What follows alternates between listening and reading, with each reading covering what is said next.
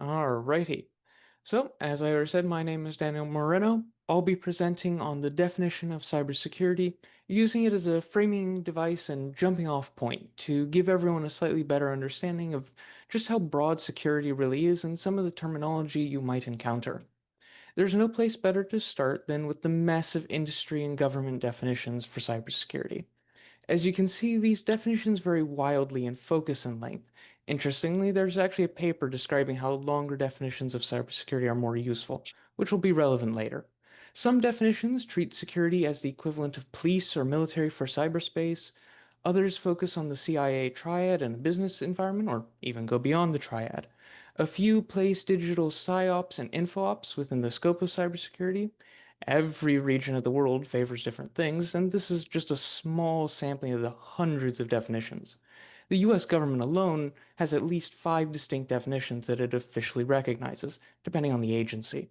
Also, note that many of these definitions treat cybersecurity as an ongoing process or as mechanisms to reach a desired state rather than the end state itself. Next, you can't understand cybersecurity without at least briefly looking at its components. Let's start with a look at the computing disciplines per ACM and IEEE. CS is the broadest and most common discipline, emphasizing the theoretical and mathematical side of data structures, algorithms, and computational systems, while SE focuses on the practical development, testing, and maintenance of software. Computer engineering draws from electrical engineering to work on hardware. IT focuses on the practical implementation, maintenance, and proper usage of software, networks, databases, and hardware, which does include training the end users. IS bridges the gap between technical, business, administrative, and regulatory stakeholders as they help to get everybody on the same page. Going all the way back to the Macumber Cube in 1991, we see the idea of information states to describe how data exists at any given moment.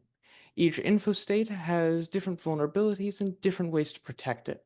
Since then, it has been augmented by the MSR and expanded IA models. Data at rest is statically stored and waiting until it is needed, whether it has been saved to a hard drive or the cloud. Data in motion travels from one device to another as it transitions from data at rest to data in use, or vice versa. Data in use is actively being accessed and engaged with by a process or a person. Data at collection and in collection motion address the modern need to obtain data from sources and over channels where you have partial or non existent control, needing to secure and clean the data before saving or using it. Next, let's break down the word cybersecurity itself, starting with cyber. Looking back at the BCs in Greece, we see some interesting words popping up in Plato's The Laws and the Septuagint. Kubernetes meant a pilot or helmsman, and Kubernesis referred to governance or administration. In 1834, Ampere, yes as in the amp, coined cybernetics to describe what later became known as political science. In 1948, Wiener used cybernetics to describe self-governing computing systems, basically theoretical AI-controlled robots. As a computer-related term, it picked up steam from there, with cyberspace's definition evolving over time to reach the more modern definition of interconnected systems, the humans using those systems, and the resultant society built around them. Interestingly, you can estimate a person's age based on their first thought when trying to define cyberspace. 1989 is the first use of cybersecurity. Since we've looked at cyber, let's look at security. Back in the 70s, people used the term computer security, including seminal works like Wares's and Anderson's. As the name implies, it focused on protecting data at rest and endpoints. Starting with BS 7799, information security expanded security's scope to information, information systems, and information assets. You can see this legacy in more modern documents like ISO 17799 and 27001. In the late 90s and early noughts, there was a steep decline in the use of most words containing the cyber prefix. Afterwards, words using cyber tended to either involve the military, like cyberspace being used as a domain of combat, or have negative connotations such as cybercrime or cyberbullying. Unsurprisingly, cybersecurity's prominence increased since it fell within both categories, eventually supplanting and replacing other terms like computer and information security as the predominant word for digital security. Because it's a very common term, I want to briefly go deeper into information security and some related terms. InfoSec focuses on the CIA triad, confidentiality, integrity, and availability. Basically, only the right people can access or change data, and that access is reliable. In comparison, info defense ignores the business need reflected by availability to focus on confidentiality and integrity. Info assurance is far broader, incorporating non repudiation, where you can't deny that you did something, and authentication, where you prove that you are you. Some treat info assurance and infosec as broader than cybersecurity, but that is becoming less common as the focus shifts from information assets towards cyberspace as a whole. Continuing to explore InfoSec, it can generally be split into two areas, technical and administrative security, though the category names can vary. Administrative security incorporates human and organizational security to prevent human error and ensure accountability, and that security supports the business function. Informal admin security focuses on things like corporate culture, and external admin security looks at the various industry standards, regulations, and laws that may be applicable. Internal admin security covers more familiar elements like policies, procedures, and SATA programs, which stands for Security Education, Training, and Awareness, which just covers the different degrees of depth, duration, and assessment for the end user training. Meanwhile, technical security primarily refers to the processes and technology being used.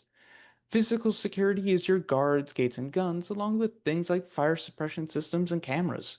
Computer security looks at data at rest and in use, while communication security focuses more on data in motion and data at collection.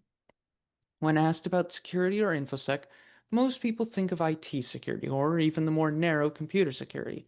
That's no longer really sufficient to satisfy legal expectations, or even properly mitigate most attacks.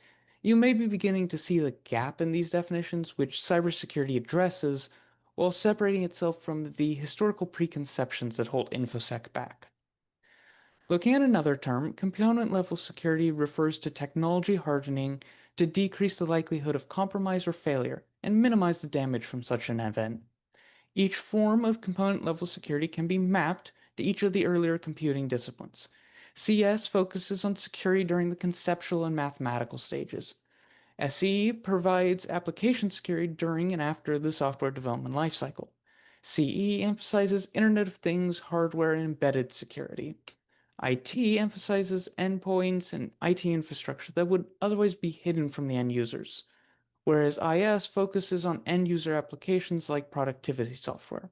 Also, IS encapsulates risk management, which is a field that looks at the severity and likelihood of different attacks in a quantifiable manner when possible, to determine the risk level of each system and prioritize treating that risk, whether that be to transfer the risk by purchasing insurance, or to mitigate the risk by installing a new firewall, or to simply accept it. Interestingly, there's more agreement on the subfields of cybersecurity than on what cybersecurity actually is. So we'll start here. Since I don't have time to cover all of these, I'll just point out a few commonalities and interesting elements.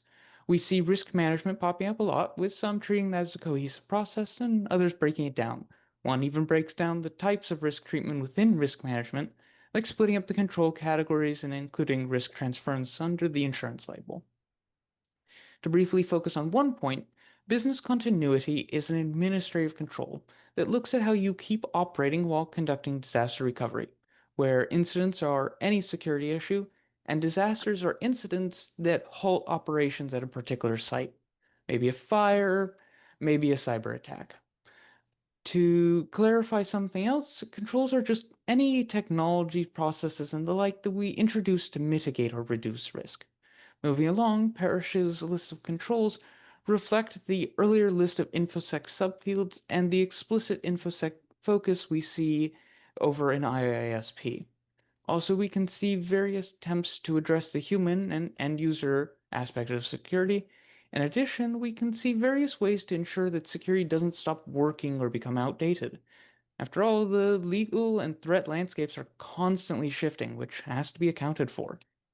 Now, I've mentioned this a few times, the idea that cybersecurity exists to support the business. When I was new to college, a professor gave me a piece of advice that served me well when earning my certificates. If you have two viable answers on a certificate exam, always select the business-focused one, because that's the realistic and business-correct answer. In a perfect world, security could just do its job and ignore the business. But in a perfect world, security wouldn't be necessary. In our world, security must exist within the business that pays us, which is tricky. After all, security costs a lot of money, and when it works, nothing happens.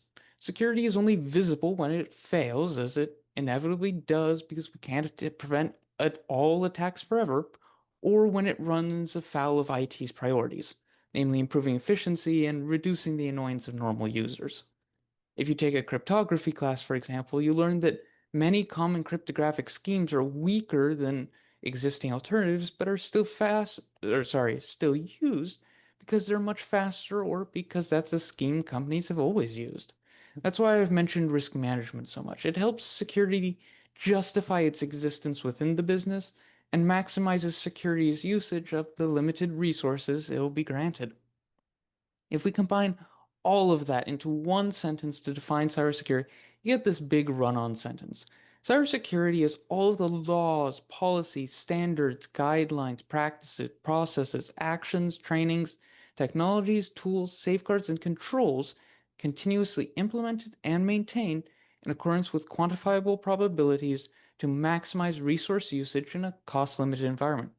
Cybersecurity seeks to mitigate the impact of potential risks from known and unknown technical, physical, and social vulnerabilities related to the confidentiality, integrity, availability, authenticity, and non repudiability of the wider socio technical system and cyberspace environment, all to increase overall resiliency when faced with intentional or unintentional threats without compromising the system's usability, efficiency, effectiveness, and or profitability.